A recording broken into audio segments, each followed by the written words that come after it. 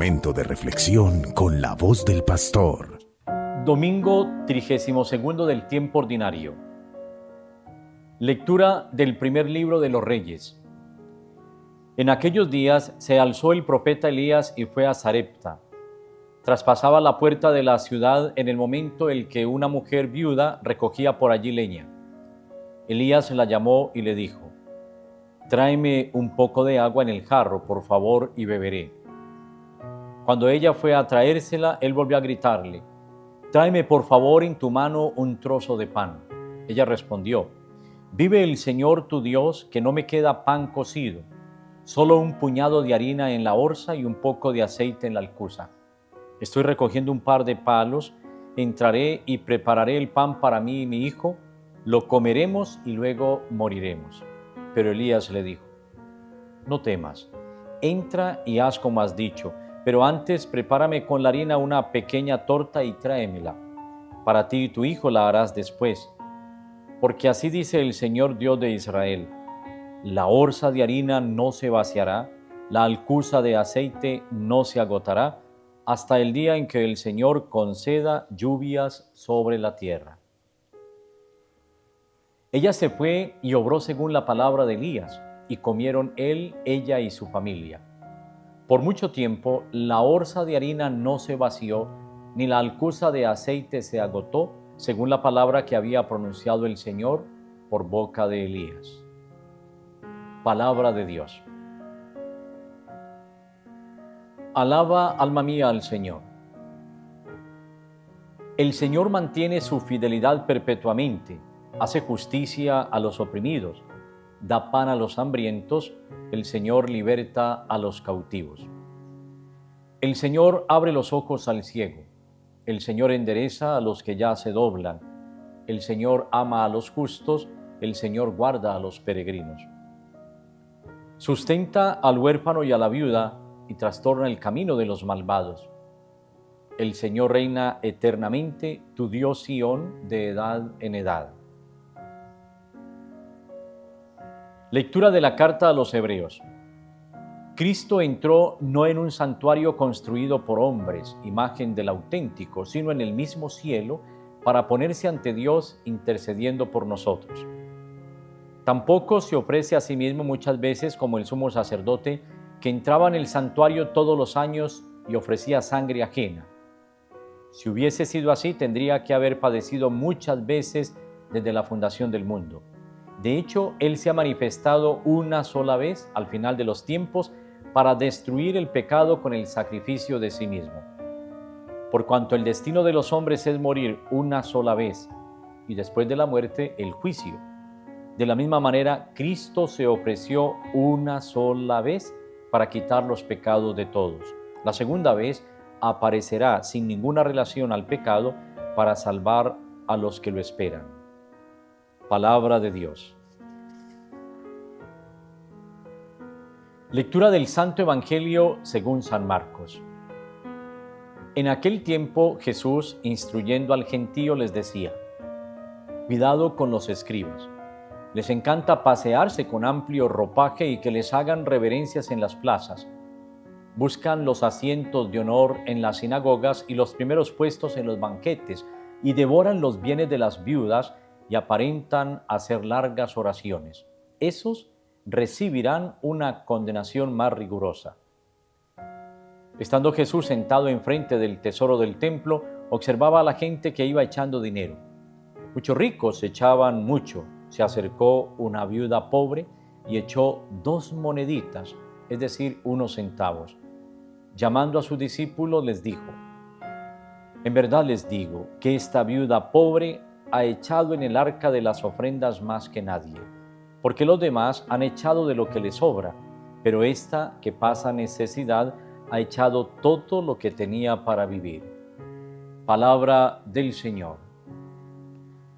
Gloria a ti, Señor Jesús.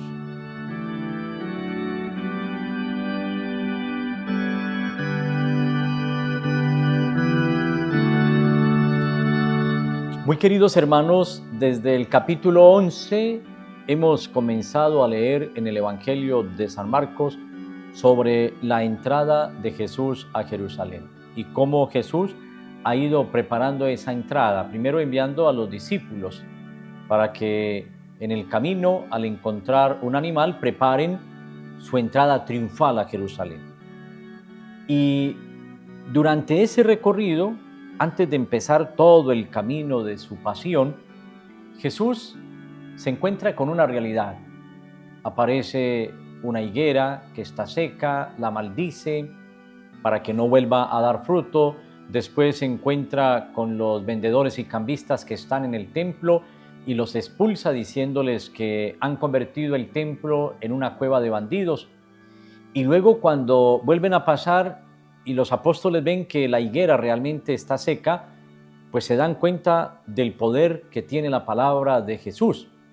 Y Jesús advierte sobre la necesidad de la fe. Así que se abre una panorámica en donde podemos comprender el misterio de la fe y cómo desde la obediencia podemos entender que cuando se guardan los mandamientos en el corazón y luego se encarnan en la vida y se convierten en parte de nuestra existencia, hacemos posible que tanto la fe como la obediencia nos acerquen mucho más a Jesucristo. Él es el camino, Él es la verdad y Él es la vida. Pues bien, vamos a hablar hoy de la fe y de la obediencia. Y creo que el texto que habíamos escuchado el domingo anterior sobre el mandamiento del amor, ¿cuál es el mandamiento más importante? Y Jesús sintetiza. El primero es: amarás al Señor tu Dios con todo tu corazón, con toda tu mente, con todo tu ser. Y uno segundo, semejante al primero: amarás a tu prójimo como a ti mismo. Cuando podemos entender esa realidad del mandamiento del amor como una oblación de la propia vida, podemos también comprender el misterio y el sentido de nuestra fe. Porque desde la fe aprendemos a donar nuestra vida. Desde la fe aprendemos a morir en la cruz para resucitar a una vida nueva, para nacer a una vida de gracia. Hoy el pasaje de San Marcos nos trae una escena hermosísima. En primer lugar, Jesús se encuentra de nuevo con los discípulos y con una multitud y los instruye. Los instruye advirtiéndoles que tengan cuidado con los escribas, porque estos hombres que aunque conocen la ley y se ufanan del conocimiento de la ley, dan grandes banquetes, pero se pasean por las calles y devoran los bienes de las viudas y aparentan haciendo largas oraciones, alargando las orlas de los mantos, y el Señor les dice hipócritas, sepulcros blanqueados, los confronta con su propia realidad. Pero el centro de este texto está en una vida pobre. Se cuenta que Jesús, saliendo con los discípulos al patio que llamaban el patio de las mujeres, allí habían unas alcancías donde el pueblo iba depositando su ofrenda.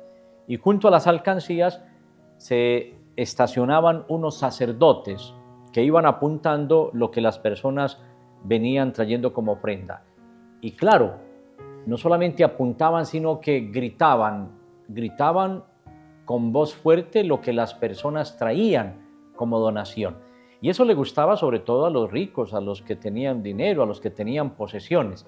Pero las personas humildes, como aquellos que no contaban, como esta viuda pobre, pues simplemente daba lo que tenía, pero nadie hacía alarde de lo que aquella mujer entregaba. Y a Jesús le llama la atención eso, porque llama a los discípulos y les dice: miren, muchos ricos han echado de lo que les sobra, han echado muchas cosas, pero esta pobre viuda ha dado todo lo que tenía para vivir. En verdad les digo, son las palabras de Jesús, que esta viuda pobre ha echado en el arca de las ofrendas más que nadie, porque los demás han echado de lo que les sobra, pero esta que pasa necesidad ha echado todo lo que tenía para vivir. Aquí lo hemos dicho como las viudas y los niños no contaban en la época de Jesús, pero Jesús va orientando a sus discípulos, les va a dar una lección sobre la importancia de la persona y pone en el centro a la persona. Esa viuda es muy importante para Jesús. Y no es importante por lo que da, es importante por lo que tiene.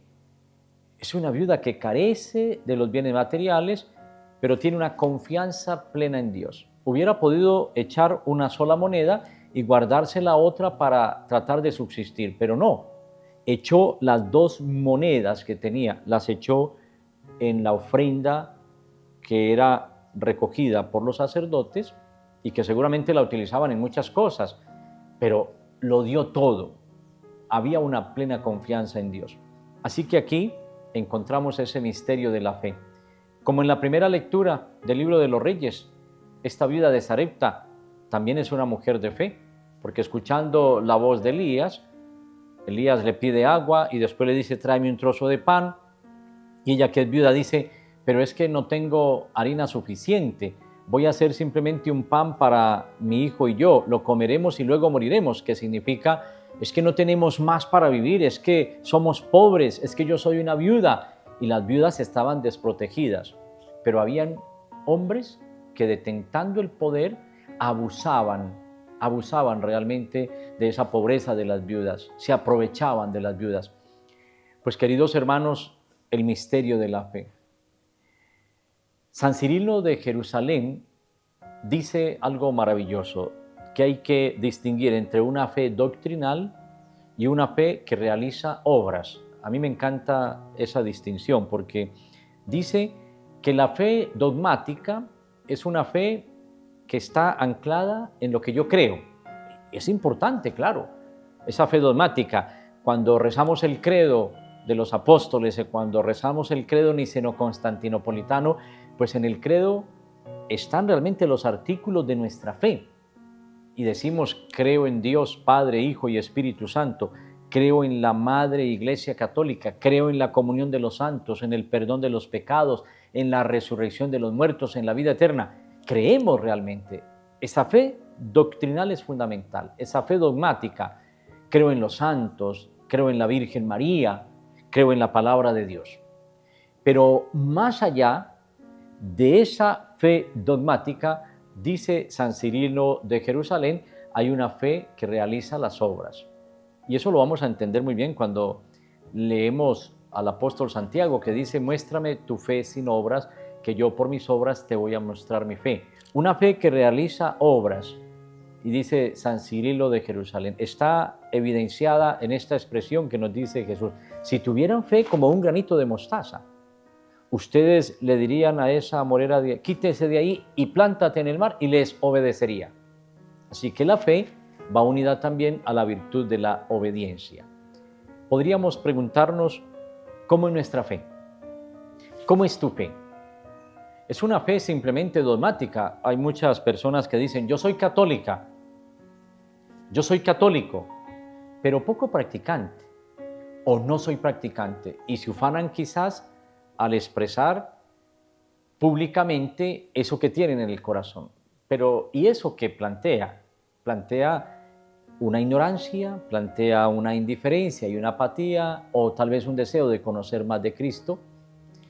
Si quien pronuncia esas palabras dijera, yo no soy practicante, pero quiero acercarme, conocer más a la Iglesia, conocer más a Jesucristo, pues estaría dando un paso significativo de esa fe dogmática a una fe que realiza obras. Qué lindo podría ser para nosotros entender que no nos podemos quedar simplemente en el plano y en la dimensión de creer en unos artículos de la fe, sino que hay que ir mucho más allá. Creer a actuar. San Agustín lo expresa hermosamente, no solamente hay que creer en Dios, sino que hay que creerle a Dios. Porque creerle a Dios implica asumir su palabra, guardarla en el corazón y hacer la vida compartiendo mi fe con los demás. El Papa San Juan Pablo II decía, la fe se fortalece dándola. Entonces volvamos a la pregunta, ¿cómo es nuestra fe? Tenemos una fe que significa realmente confiar plenamente en el Señor.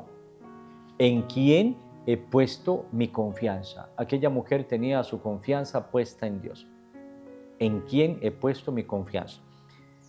Yo he sido a lo largo de mi vida un convencido de la providencia divina, lo aprendí de mi madrecita linda y de mi abuelita. Ellos me enseñaron, hay que creer en la providencia divina. Y en la antigüedad había una frase muy linda, donde come uno, comen dos, donde comen dos, comen tres.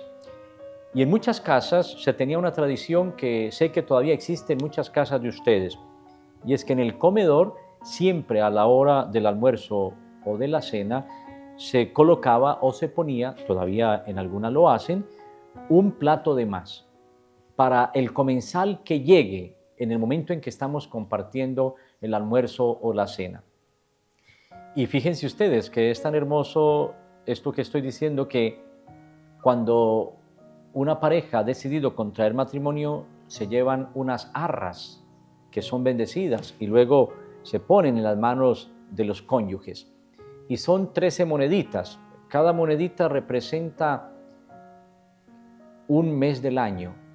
12 de ellas son los 12 meses del año. Y hay una 13ª monedita que representa la prosperidad de aquella pareja. Y se les dice que esa prosperidad que ellos tendrán es para que aprendan a compartir con los más pobres y necesitados.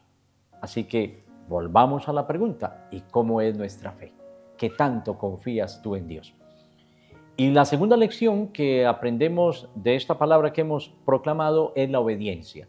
Realmente la obediencia es una virtud, y es una virtud hermosísima que la vivió el mismo Cristo, como dice el apóstol Pablo, porque Cristo vivió esa obediencia hasta la muerte, y una muerte en cruz. No guardó nada para sí, todo lo entregó. Murió por la humanidad, murió por ti y por mí, venciendo a la muerte, venciendo al pecado y dándonos una vida nueva. La obediencia va ligada a la autoridad.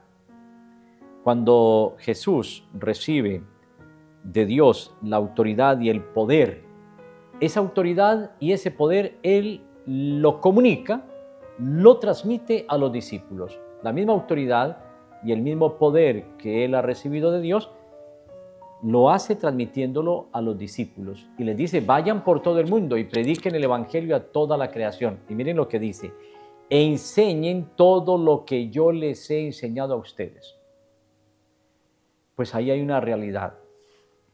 Cuando Cristo entra al huerto de Getsemaní, en una plegaria de amor, en una oración intensa, le decía al Señor, Señor, si es posible, aparta de mí este cáliz, pero que no se haga mi voluntad sino la tuya.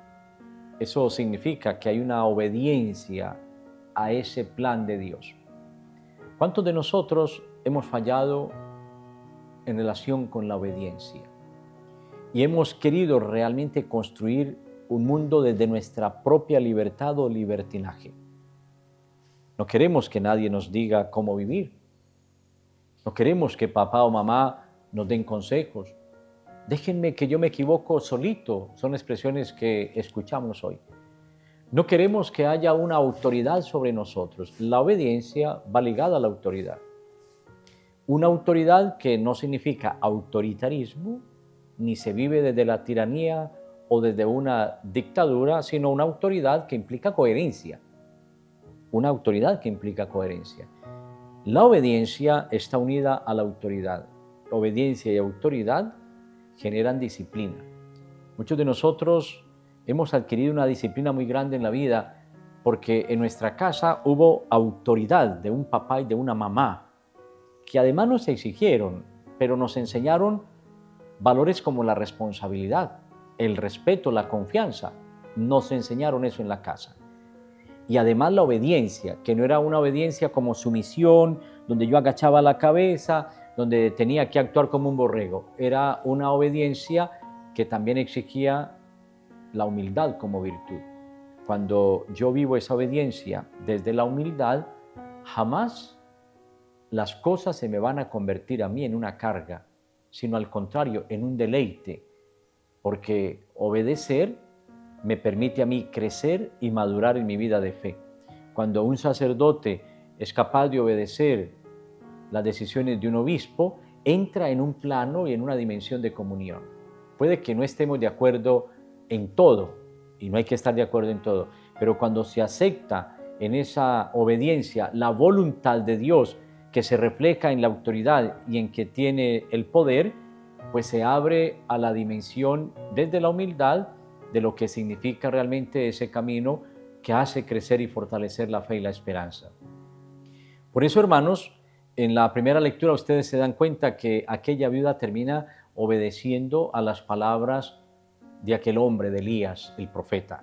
Y al obedecer, viene para ella la prosperidad, viene para su hijo la prosperidad. Es que fíjense lo que dice: la orza de harina no se vaciará, la alcuza de aceite no se agotará. Eso es lo que dice el profeta Elías. Y mire al final del texto: por mucho tiempo la orza de harina no se vació, ni la alcuza de aceite se agotó.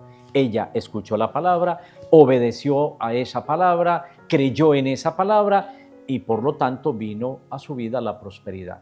Si ustedes quieren realmente experimentar ese camino de prosperidad, abran el corazón a Dios, escuchen su palabra, obedezcan, cumplan los mandamientos y dense cuenta que desde la fe y desde la obediencia podemos abrazar este camino de la vida cristiana para convertirnos en auténticos testigos y en auténticos profetas, capaces de dar la vida.